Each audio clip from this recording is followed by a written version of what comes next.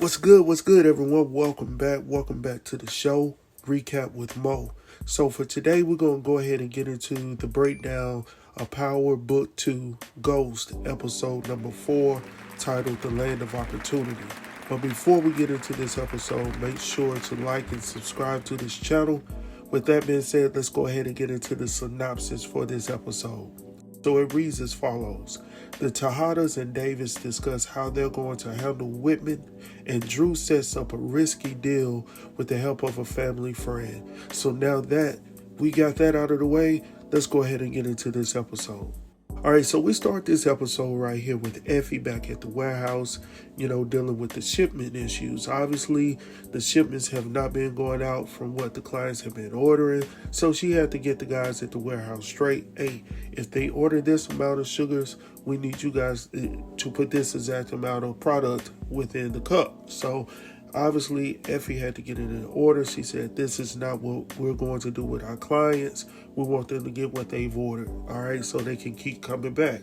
And I agree with Effie. Give these niggas what they ordered, and let's move on. So the next thing we see is the product going out. Someone has a delivery that they're getting ready to drop off, and the next scene that we see is Tariq. He's standing at the top of the stairs, and we see guys taking the delivery cups, the cups from the delivery. I think it was like 4 cups at that time. So the shipment is moving, the product is moving, business is booming at this point. So Tariq is just standing at the top of the stairway, just watching all of this go down, and I'm loving how the business is working right now. All right, so the next thing we see is both Drew and Kane. They're out on the street, and Kane receives a message from Tariq stating that make sure that you have Noma's money because the payment is due today, and he's trying to make sure that everything is good on his end. So that's pretty much what it is. But they're walking out on the street with Monet as well as with Lorenzo because they got a surprise for their mom. So they're walking out on the street with her blindfolded, and they unveil a painting or a display of Zeke in front of the bar. So she was all in awe about that. She was, in tears, and Diana came out. And she was like, I made it as quickly as possible. I was just getting out of class. And while she was in the midst of talking, Monet turns around and she sees Whitman off in her peripheral. And she was like, what the hell are you doing here? Like, I need you to move. You're not even supposed to be this close to me.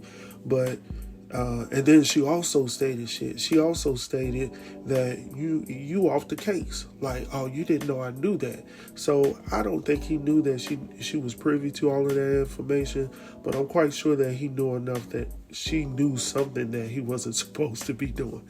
But anyhow, Monet pretty much told her, hey, you need to move away. And of course, she had her men with her, so she had Lorenzo as a backup. She also had Kane and Drew as well.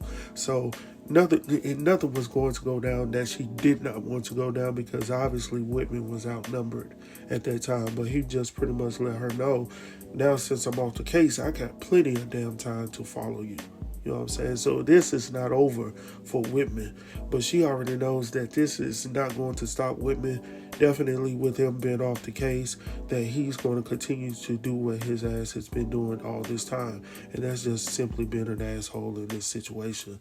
So, they walk into the bar, and before they walk into the bar, Monet is like, okay, we're getting ready to handle family business. And she turns to Diana and she was like, yeah, we're getting ready to have family business. You can pretty much go on back to school. Like, that's where you wanted to go. And I'm like, damn, Monet, like, you really don't have to be that harsh on Diana. Like, she's been looking out for the family as well. So you really don't want to get this girl on the wrong side, because she can make this very bad for you. But anyhow, so they have a meeting inside of the bar, and essentially they're just talking about what's about to go down. And Kane pretty much pulls his card in there, and he's like, well, I've already made a decision. Monet is like, what the hell is this about? Like, I'm not good with this whole little deal. Y'all need to pull this pronto. And he's like, no, we're not going to do it. So Lorenzo backs him up, and they pretty much jettison. and they just leave both Drew and Monet in the bar. And she's like, what the hell is that about? And Joy's like, I don't even know, Ma. Dad has been taking his side this whole time, but something just ain't right. And you can tell that they feeding off that energy, like something is going on, but we ain't really got time to deal with it at this point. So next we see Sax and Sullivan. They're sitting at, it looks like a bar of some sort, and they're just going over the case. She's just talking about, hey, I really need my CI to bring me some information. And he's trying to persuade her, I'm trying to get in with Davis, but I need you to help me out with this trial for his brother Rollins. But if you're not able to give me those documents, then I'm really trying to get in with him, and the only way I can get in is if I can gain his trust. So she was like, well, I'm going to try, but I can't really guarantee. But you've already guaranteed to Davis that you're going to be able to get his brother out. But there's no guarantee with that. So while she's talking to him, he pulls out his phone and shows her an image of the three of them talking in the office, pretty much saying, in order for me to get inside of the room, I need to prove to Davis that I can be trusted inside the room. So you need to make that happen on my end as well. So she receives a phone call, so she gets up from the table. And when she gets up from the table, her phone that's within her bag starts to ring. So, of course, Sax is sitting there. He sees the phone ring, so he reaches over there and he takes a peek. Now this nigga he's getting real good with taking snapshots of phones that ain't got nothing to do with him, but he's becoming expert at that. So he takes a picture of that, and then Sullivan comes back over and sits down, and he was like, while you were away, your phone was ringing. Like, is there something I should be concerned about, or are you trying to talk to somebody else? Let me know what's going on. Woo, woo, woo. She was like, no, that's the CI phone. And, that phone goes off pretty much all day. And he was like, oh, okay. And that was pretty much that. All right, so for the next scene, we see Tariq. He's pulling up in his fire-ass car. Nice Porsche, man. Blue colored Porsche, and he's pulling up, and the guys are like, damn, like that thing is bomb, like it is on fire, man. So Tariq deserves it, man. He's been working hard out here in these streets, man. So everybody's there, the whole gang is there. You got Braden, you got Tariq, Drew, Kane, and Effie shows up as well. So they're waiting on Obi to bring in, I guess, obviously, more product. So but when he shows up, Tariq, I believe it's Tariq, somebody lets him know that the money should be there within 24 hours. Obi is like, I already know, how wiring works. And then he said something directly to Braden. And he was like, man, that's a little harsh. But just be quiet, Braden. Just be quiet before something ends up in you, man. I don't want to see you gone from these episodes. So just calm down a little bit, bro. But pretty much, instead of bringing more drugs, he's bringing guns, illegal guns to the party now. So Tariq and the likes around him are like, what are we going to do with these guns? Like, we don't move these types of items. We deal with drugs, not guns. So Obi is like, you guys stated that you were going to take over Mecca's property. You were going to do his business. Mecca did everything. So I'm like, damn, Mecca did everything for Noma. Like, he did the drugs, he did the money laundering, he did the guns, he did everything in between. So old boy was making some money for everybody, bro. So when Obi leaves, he says, I expect these to be moved. Do I have any concerns? And if I do have any concerns, you already know what's about to go down. All right.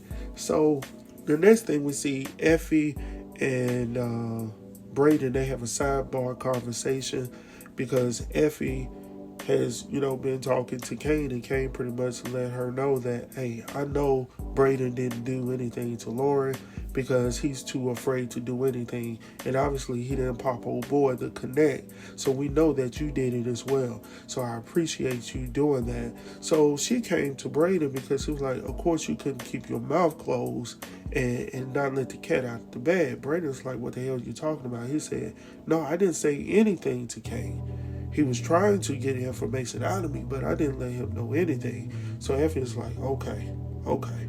So next we get to, if you've been following any of my videos on power, um, this is possibly like one of my favorite parts of the show every time, because this is where we actually get to dive into the subject or the subject matter of the episode. So of course the title of this episode is called The Land of Opportunity. So we end up in the classroom once again, and this time the professor has multiple students in the classroom lined up across the stage, and then they're going to do an activity. So within this activity, it's pretty much to show the difference in if everybody is equal in opportunity or not. And it depends on the benefits that you've received through your family history and some of the things that you've lacked in your family history. So some of the things that they brought up were if you were able to receive investment, trust, or anything that benefited you, where you got a leg up over someone else, if you were able to if you had a two-parent household, if you had a single-parent household, so you would move forward or you would take 2 steps back, and it just kept going on and on. Before you knew it, Effie was all the way back in the back, and Tariq was like second to the front or third to the front. There was a white guy that was all the way in the front. So what it showed is that everybody in life don't have the same starting point in life. Depending upon your historical background, some people already are given a leg up from the date of birth, and some are not. So that's pretty much what that activity was to reflect. So I really enjoyed that activity. I've actually had an activity like that before. I can't remember what class it was, but it really illustrates a lot, and it brings up a lot of discussions and what's really going on in society to keep it that way. Because the people that are born in those situations, of not poverty, but essentially with a silver spoon in their mouth, they really don't want it to change. Some of them don't. Some of them, they would like for things to change, but realistically, most of the time they're not, because the system is set up that way. But anyway, we'll keep going on, man. I could talk about that for a while. The next thing you see is Effie and Tariq. They're talking, and Tariq is just having a one-on-one conversation with her, bringing up what he was talking about, previously about their relationship and things like that. And Effie is like, at this point, she really wants to tell him about the situation with Lauren, but she doesn't have the heart to tell him it. And when she's really getting ready to tell him something, Braden texts him and says, "Hey, Uncle Lucas wants to see you at his office. Pull up ASAP." So I guess that buys her a little more time. So he was like, "No, I'm good. What do you want to talk to me about?" And I like that about Tariq, because he's really concerned about his girl, man. Like, what's going on? No, I'm here for you. Yes, I got this internship, but I'm also focused on you and what's important to you. So, Effie is like, "No, I'm good. I'll hold off." But she's really having an issue with that, because she really wants to tell old boy like what's going down, but she really doesn't want to see him upset, as well as she already knows that he has feelings for Lauren as well. So from that point on, we see Lorenzo and Diana back at the dorm room. So Lorenzo shows back up. She gives him the money, and he was like, "I knew you can do it." And she was like, "Yeah, I'm done, Poppy." And he was like, "No, I need your help." Like, he brings 2 more packages in there. And she was like, "No, Daddy, this was supposed to be it. Like, I didn't want to do that shit to begin with, but now, you got me out here for real drug dealing." Like, and he was like, "What, you thought it was going to be different because your ass at an Ivy League school? No, this is definitely what I need you to do before we get popped by Noma and her goons. So you got to do what you need to do, suck it up and get this shit done." So he says to her, "It's family first and all of this." So she agrees to do it, and he leaves from there. The next thing we see is we're at Davis's office, and he's talking to Monet. Monet is still talking about the whole situation with Whitman, trying to deal with that whole situation, because obviously what Davis got going on, it is not working for the Tejada family. he keeps showing up in places he shouldn't be showing up, and then he's making appearances directly in front of Monet. Like, nigga, I don't care about what you got going on legally. I'm doing exactly what I want to do. So they was like, no, you need to hold off. But she's like, no, something needs to get done. And I feel like something has to be done in all of this.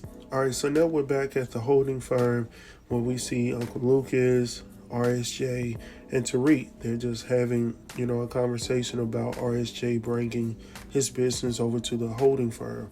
The issue is that Uncle Lucas just doesn't know how to connect with RSJ. So when he's thinking that I'm sending or I'm giving RSJ a compliment, it's actually a dig, because he used the example of Elon Musk, and RSJ is like, well, didn't he use money from his family's, whatever. So after their conversation, RSJ gets up and leave. He says, we'll talk about it later, because he's not really feeling a connection at that time, because at one time throughout the meeting, he turns to Tariq and says, right, Tariq? Like, he's not connecting the dots, essentially, with how to deal with people of other races, essentially. So when RSJ gets up and leaves,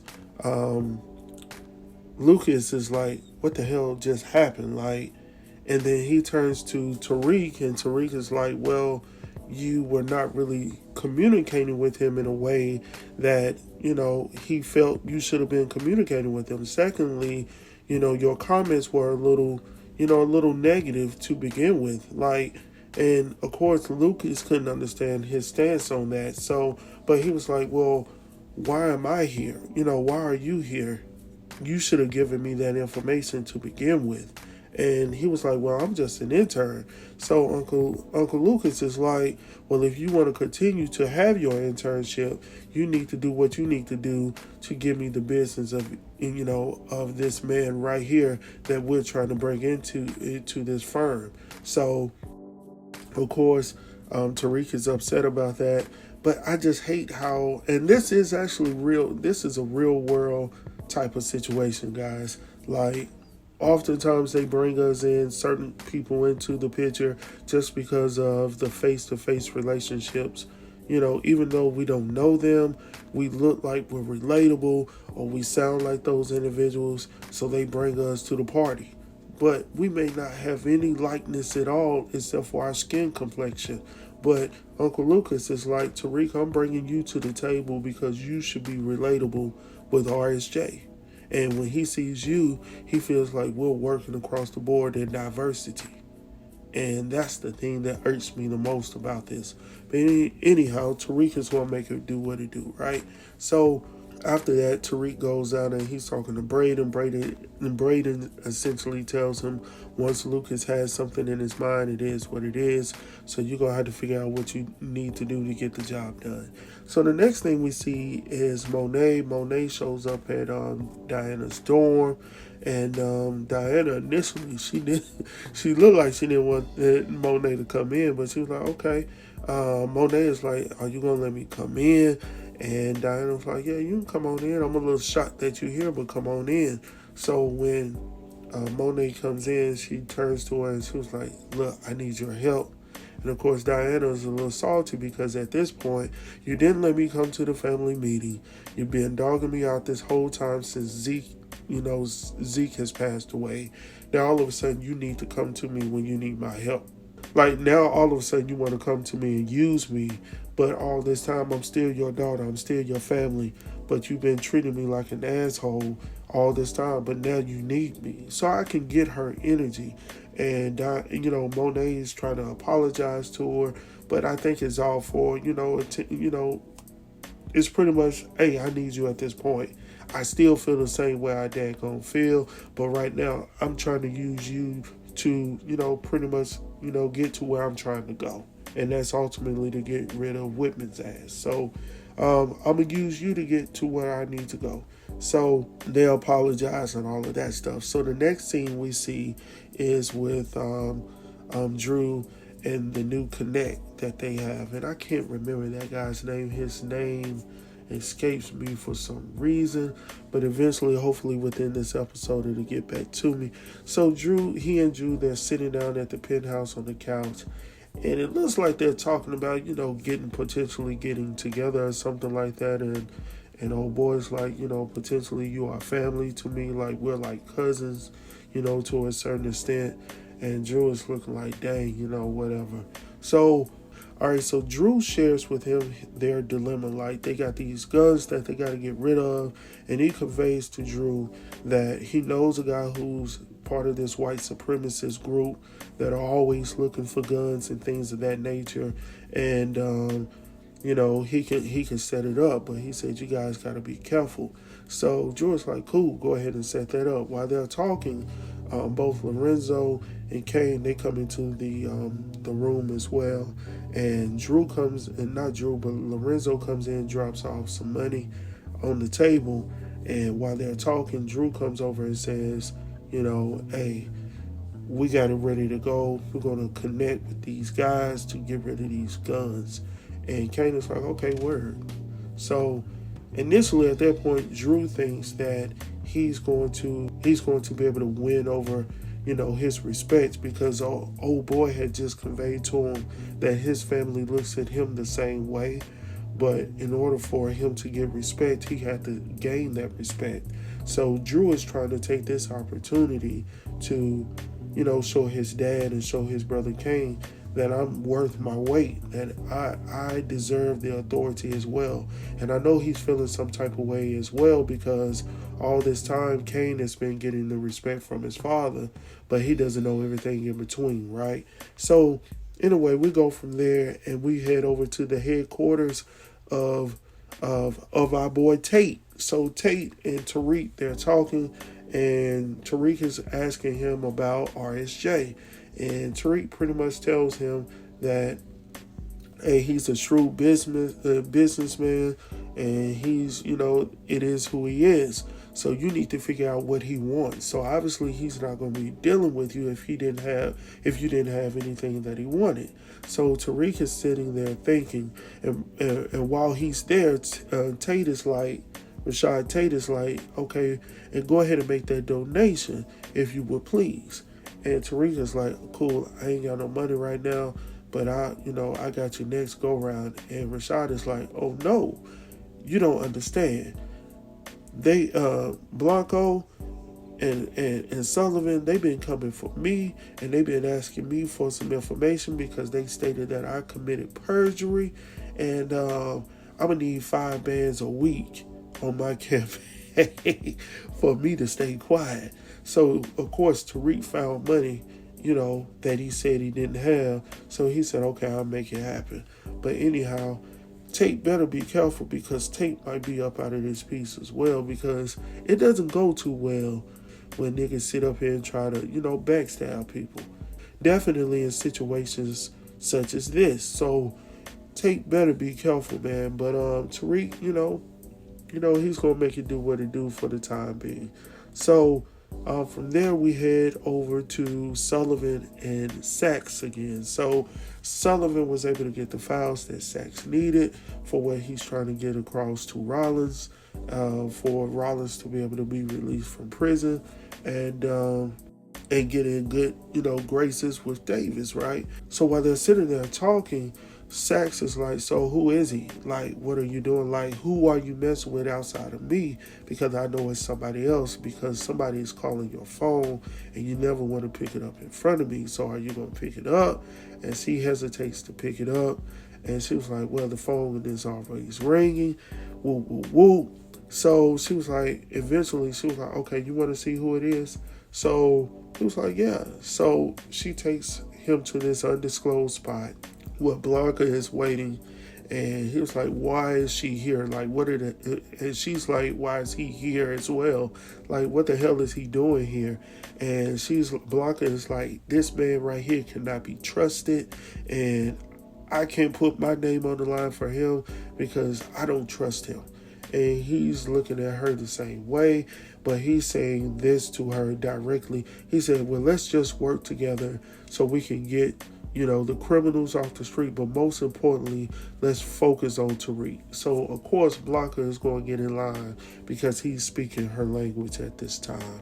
So, they talk it out, obviously, because they start working together. But while Sullivan is right there in the midst of them, she receives a text message stating hello, and that happens to be Lauren, who's at the stash house out in La La Land somewhere in the country, and she wants to be released. She wants to be free. She don't want to be cooped up in this house, but Sullivan is conveying to her, hey, this is the safest place for you to be, because if you go out into the streets, then it's not going to be great for you, because Effie's going to find out and Tariq is going to find out, and if they find out, your good is gone. So while she's there, Sullivan pulls out these pictures. She's trying to connect the dots. So she's using Lauren to see what information she knows about these individuals. So she's pointing at this picture, that picture. This is Mrs. Tejada. This is Monet. This is Zeke.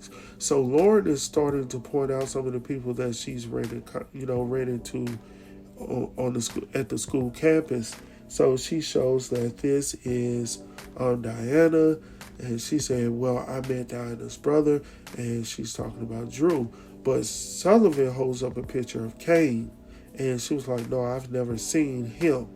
So she was really hoping that she had seen Kane on campus. That's really what she was hoping, but she didn't get all of that. So Lauren is trying to help, but Lauren really doesn't have a whole lot to really share with her. She did share that there was a spot that Tariq used to hang out at, or a spot that he used to go to, but that's all pretty much that she could really share with Sullivan at that time. All right, so next we head over to the penthouse where we see both Kane and Lorenzo, and they going at it, bruh. And they going in, and Lorenzo pretty much tells Kane, if you want my daggone son, nigga, you will be dead and gone. But unfortunately, Kane is still holding that shit over his head. Like, you can end this. You can dead this right now. Just simply go tell Monet what you did. But Lorenzo don't want that heat because he's already seen how Monet has been popping off already. Like, he would be a dead man immediately. So he doesn't want those types of problems. So Kane is like, okay, well, I still owe you. And that's pretty much what it is. And Lorenzo hates it, but it's nothing he can do about it because Kane has his back up against the wall. He knows he's a dead man either way. So it's best to just keep your mouth closed. So the next thing we see is Celine and Diana. Looks like they're in her dorm room. I hope that's her dorm room and not his with those lights behind them. But anyhow, look like they just got finished doing something because the way she's dressed and obviously the way he's, dressed as well. So, he's getting in good graces now. He's getting to the point of no return. Like he's where he wants to be, right? So he's talking to her, and she's pretty much conveying to him how she feels, and he suggests to her that potentially this is time for you to make your decision for yourself, and maybe this isn't the best thing for you. You need to start making choices for Diana and not for the Tejadas. You see what I'm saying? And that's easy for him to say because he didn't grow up in that context. But, I hear what he's saying because he's looking out for her as well. Or is he just looking out for himself because he don't want to be in the shenanigans? But we'll see. We'll see how that pans out. But he's trying to, tell her what she needs to do. And I think she's listening to a certain extent. And it possibly could have aided her in what she did next. Because the next scene we see her with Whitman, and they meet up at this undisclosed spot, and Whitman is like, okay, so what did you want to talk to me about? And Diana pretty much conveys to him that she really wants to just get this over and done with, and she really wants to find out who killed Zeke. And so he discloses to her what he knows and understands, and he believes that Monet killed Zeke because Zeke was asking too many questions, whoop, whoop, whoop, and then that she also killed Carrie, his boo thing. So Diana conveys to him that, okay, I'm going to help you out. I'm gonna leave the key at the spot. I know where she hides her books and all of that stuff. So Whitman is enjoying what he's hearing, but he's also a little bit suspicious because he was like, okay, well, why are you doing this? And she was like, well, I'm interested in saving myself at this point. I got to think about my life, and I'm putting myself first instead of family first. Now, you know the Tejadas is always family first. You know, that's what they say. That's the motto. But obviously, it's been about me, find me. All right, so Whitman's like, okay, I hear you. So obviously they link up. So from that point, we what do we see? All right, so from that point we see Braden, Lorenzo, and Kane. So Braden meets up with Lorenzo, and pretty much Kane conveys to him, hey, we're gonna need you to work with this group because they are a white supremacist organization, and we don't need to show up because we would be dead on arrival, essentially. But you're gonna be all right. So Braden is like, okay. So, well, he's not okay. He's scared to shit. He don't really want to deal with this whole situation. But what choice does he have? He's dealing with Kane and Lorenzo. He could be dead immediately. So, of course, out of fear, he goes on and says, okay, I'll go ahead and go in with it. So while he's doing that, Drew and old boy shows up, and Kane pretty much conveys to Drew that, oh, we already got it taken care of. You good to go. So Drew is pissed off at this point because Drew is like, okay, this is my idea and it's my opportunity to show you that I got it in the bag. But unfortunately, Kane is still calling control. He's calling the shots, and Lorenzo is backing him up. So that's pretty much what it is. So yeah, he's pissed off about that, but it is what it is. So moving on from there, Lorenzo says, just listen to your brother. He knows what's good for him. And Drew looks at his connect like, what the hell? Like, and, you know, the connect looks at him like, I don't know what's going on. But that's your own family, man. So from there, we head back over to Blanco and Sullivan. So they're talking about what's going down. Blanco just received word from her CI that the Tejadas are moving guns now. So Sullivan is like, what the hell? Like, that's not their MO. Like, they're not known for moving guns. But go ahead and keep tabs on it. But I don't think that is what it is because they're not known for that. But, you know, Blanco CI is like, it's the Tejadas. So anyhow, they keep tabs on it. So from there, all right, so now we see Uncle Lucas, RSJ, and Tariq, but not in the conference room. This time they're in his office, and RSJ is like, I know you're not having me come up here for no nonsense at this point. But Uncle Lucas is like, no, we got something for you.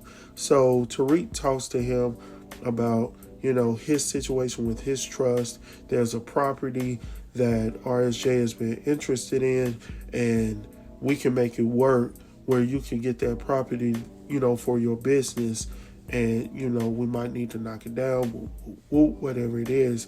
But whatever it is, it's beneficial for RSJ. So RSJ is now willing to talk about this whole situation now, about doing business with the holding company, because as Rashad Tate stated, you got something that he wants. He's a shrewd businessman. He's going to work with you. So at this point, Tariq is playing ball now. So he's trying to win.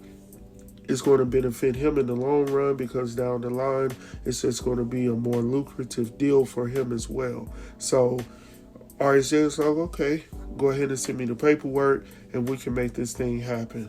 Also, with the investments that Uncle Lucas was talking about, he's now open for discussion with Uncle Lucas as well. So I'm proud of Tariq for making that happen, and sky's the limit for both of them as well, RSJ included, because I know at the end of all of this, he's still going to come out on top. All right, so next we see Braden.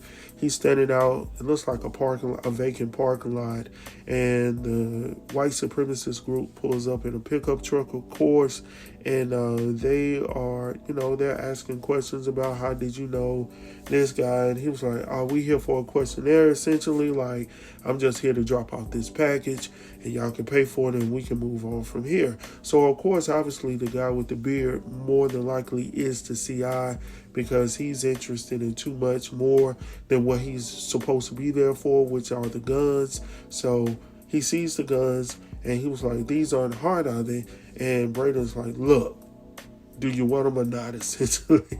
So the guy gives him the bag with the money in it, and essentially they take the guns away from him. But the guy with the beard states to the other guy, he pulls him to the side, and he was like, "Hey, let's make sure we put a tail on old boy so we can see where he's going, who his connects are." So, and while he's standing there, he also takes a little pic of Braden off to the side. So when Braden gets done, and I don't know why Braden isn't paying attention, he doesn't understand, bruh, you are as green as grass. When you are dealing with known criminals or CIs or anything like that, your eyes have to be forward. Right now, he has his eyes in the phone. You don't know if these guys are pulling out guns or anything. You over there with your eyes on the phone, bruh. You got to do a better job, Braden, to be in this type of industry, bruh. So anyhow, Braden drives to the spot, to the motel where the guys Kane and Lorenzo are staying. So obviously they've had him trailed. He hasn't been paying attention to that either. So now the group, the organization, has the motel surrounded, probably about 7 or 8 guys with guns, and of course, Braden comes in with the money. He said it's done, and he drops the money off, and Kane's like, "Okay, well, we good, you can go." And Braden's like, "What the hell, man? Like, what are we doing?" So Lorenzo backs him up, and he said, "Well, you heard Kane." So Kane is trying to count the money, and Lorenzo is nervous as hell, like, "Hey, man, we sitting ducks right here. We're sitting ducks right here in this motel, not hotel, but in this motel, and we need to get up out of here." So he's looking outside the window and all that stuff like that. So the white guys, they see Lorenzo peep out of the window, and he was like, "I believe he's by himself." So he signals for the other guys on the opposite side to start rolling in. So then they roll in, and they bust in the door. So, of course, they start busting. So Lorenzo lets off some shots. Kane is ducked down in between the mattresses, but he's letting off a few shots. So they get 2 or 3 guys straight off the bat coming inside the door. They're dead. So then Lorenzo and Kane, they hit the outside, and they're going at it. And the guy with the beard almost shoots Kane, but Lorenzo pulls him out of the way in time, and then they shoot back, and they shoot the guy with the beard directly in the back. Now, the thing for me, though, is when Kane was getting ready to leave, Kane said, "Hold on, wait a minute." I believe he went back to the truck to look at the guns, but I was also thinking, like, why didn't he go finish the job? Or did he think old boy was dead? But anyway, while they were still in the shootout, they were being overran quite a bit by the other guys because they were still shooting. But all of a sudden, out of nowhere, I thought it was Braden coming back. I was like, damn, but that's a whole different car. It was Drew and the other guy. I can't remember his name. So it was Drew and the other guy, and they pulled up, and they were busting. They were killing dudes left and right. I was like, damn. So after all of that, Drew gets out of the car, and Kane is like, "Man, how you know where we were? How you know to follow us?" Whoop, whoop, whoop. Drew was like, I bet your ass glad that I trailed you, right? And pretty much Lorenzo let him know where they were because he didn't trust how it was going down either. So that was an opportunity for Drew to get his stripes. In the meantime, old boy that was with Drew, he received a shot to his arm or something. It just grazed him a little bit. So in the next scene, we see Drew coming out of it looks like a little corner drugstore, and he has some bandages and things like that, some gauze and things to patch up old boy. But while they're sitting in the car, they start to kiss and stuff like that, and from there, you see Lorenzo and Kane and I'm glad they're coming to this point now because Kane can finally say, okay, I'm done with all this shit. Lorenzo is like, no, at the end of the day, you still my son. So I applaud Lorenzo in that state because, even as the father, he started this shit, whatever it is, at the end of the day, you still my son, so I don't want nothing to harm you, even though the way you treat me is an asshole move right now, but I get it. Because I'm not giving you what you want. You ultimately want to be in control. I don't trust you to be in control. So this is the only way you can be in control is to keep it over my head and not tell your mom about that situation. But Kane was pretty much saying to his dad, it's like, I'm sorry I had to do you like that. I'm sorry. I if it weren't for you right now, I've been dead. You know what I'm saying? So we good. And I'm interested to see where that goes from there because now I guess it really doesn't matter. I guess it really doesn't matter. So now we get back to the house, the Tejada's house. And remember that Diana had told old boy that she was going to leave the key outside. And she told him where the cameras were and all that stuff. So he uses a light to, mess with the camera. And then he comes inside of the house. So while he's creeping in all black, he walks around the hallway and he walks around this room and he sees Diana. He's like, hold on, why the hell you here? Like, what's going on? And out of nowhere, Monet pulls out with that strap. But while he's doing that, Diana calls the police. She calls 911 and she starts giving the white girl cry. She gets the white girl cry and she's like, oh my gosh, he's trying to kill me. So when he turns around, Monet is right there, and Monet got that look on her face like, you are done, you are dead, you are gone. And I said, oh shit. I thought it was just gonna be an arrest type of situation, but no. Monet said, I want this nigga gone. So she said, you could tell Carrie hello for me. And she blows him, shoots him point blank in the chest right there. He said, you ain't gonna shoot me. I'm a cop. You ain't gonna do that, nigga. You just broke in somebody's house with all black on, bruh. So, of course, he blasts him right there in the front. And Diana was like, hold on, wait a minute. I thought it was just gonna be an arrest situation. I said, me too, sis. But Monet said, hell to the no. So, Monet tells Diana to hit her. Like, it needs to look like he was attacking her, and this would be, a self-defense case. So she was like, say less. So she knocks the heck out of her mom, and Monet is like, what the hell? Shit? Like, old girl got some little knockoff in her, bruh. So, the police comes, and of course, the body is being taken out in the body bag, and Diana's sharing her story, like what happened, and he broke in, and the only way that Monet could do anything was to protect herself, which was to shoot him and kill him. So of course Davis shows up, and Davis is like, this was not part of the plan, but he said, okay, you were protecting yourself, so I mean, it is what it is, and he was breaking the law, so it is what it is. So that was pretty much it. The next thing we see is Tariq talking with Effie, and he's talking about making a change. Eventually he was talking about how old boy has a cool name with the initials, and he's just, simply thinking about the future at this point. And, he eventually wants to get out of this shit as well. Like, he doesn't want to continuously be, a drug dealer. So, he wants to live a legit life. So he's talking to Effie, talking about, I may join you out there in California as well. And she was like, for real? So And of course, they lay it down. They do the do. And the next scene we see is them both laying in the bed, and Effie is staring at Tariq, but then she goes over to her phone. Now, initially, I thought that she was up to no good. Potentially, she could be, because I'm still iffy on Effie, but she was sending Kane a text telling him, "No, I'm not ready to tell him. I don't think he's ready to know yet." And then Kane responds back to her, essentially just pretty much saying that I got you. It is what it is. So the next scene, we see the DEA. They're showing up to the crime scene at the motel where all the guys were shot up.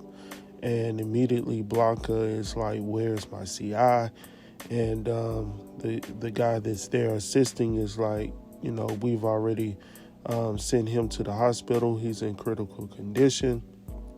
And I thought that Kane would have, at least covered his trail, like, y'all just shot him in the back, but at least make sure there aren't any witnesses. But of course, they left one to, survive. So we don't know how that's going to turn out. But Blanca is like, "I want to know immediately when he's able to talk to know what went down." But that's the nigga that was taking all the pictures. So hopefully they were, I know they were in a rush to get out, but hopefully somebody confiscated his, his mobile device or something like that, because he got pictures and everything in his phone. So we'll see how that turns out as well. So lastly, we got Monet, and she's looking through this police file that Davis gave to her. And so while she's looking through it, Drew comes in, and Drew is checking in on her, sorry, and just saying, "It's sad that you had to go through that, but I'm glad that you're okay. You good? Just a little simple checkup." She was like, "Yeah, I'm good. I'm glad this shit is over with." And I agree, man. That was a lot of stress, man, having somebody breathe down your back, man. So I'm glad this chapter is over, but this chapter only brings more,